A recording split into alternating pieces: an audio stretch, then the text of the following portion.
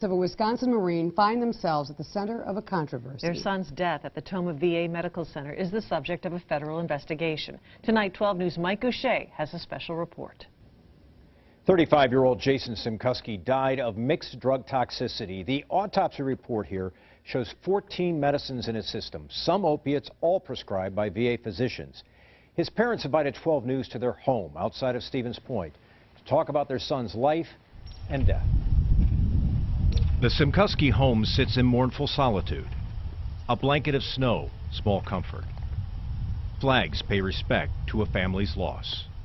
He was proud of being a Marine. I mean, there's no doubt about it. That was probably the proudest thing he's done in his life. Jason Simkuski's life ended on August 30th, 2014 at the Tomah VA Medical Center, the place he had gone to seek inpatient care for anxiety and an addiction to painkillers. It was a day his parents say dawned with anticipation. Jason was to be released for a trip home to celebrate his daughter Anaya's 12th birthday.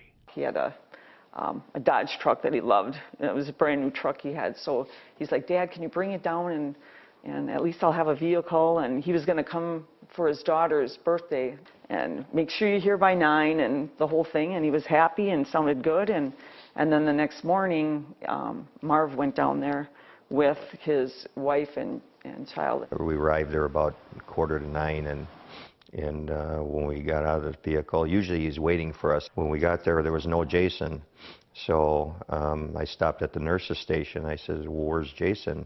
And then the nurse said, "He's in his room. He has a migraine. He's laying down." So we went in his room, and he was laying on his side holding his head.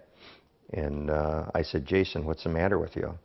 And he's like, he couldn't even talk. He was so meted up. He couldn't even talk. And I went back to the nurse's station, and I told the nurses, I said, "You know, I can't even understand him." And she said, "He'll be all right in a couple hours." We gave him something for a migraine. And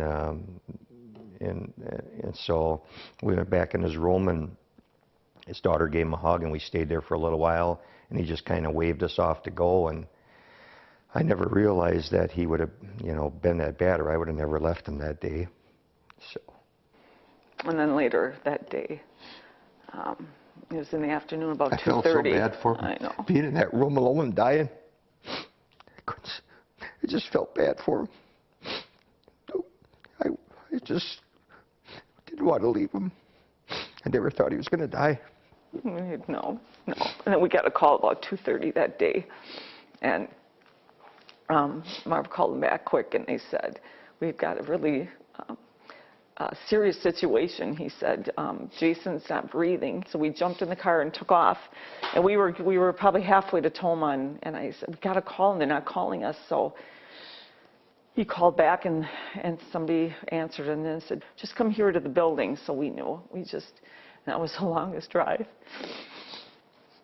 Just knew. So, yeah, and then when we got there, they were all waiting for us, and said he didn't make it. And it was just terrible. He had him locked in a room and bed all fixed up, just like he was sleeping. All the other times I was there for him, and I just felt bad that there wasn't nobody in that room with him when he died, Marv and Linda Simkuski say Jason became addicted to painkillers after getting out of the service. He had suffered a severe head injury on base. He was prone to anxiety attacks. And since 2010, he received treatment at the Tomah VA. Coming up at 10:30, the family speaks out about the VA system, why they want an outside investigation, and how other veterans might still be at risk. The Inspector General will meet with the Simkuski family on Wednesday as part of the investigation. 12 News did request interviews with the head of the Tomah VA Medical Center and the lead federal investigator. We were told no interviews will be granted during the investigation.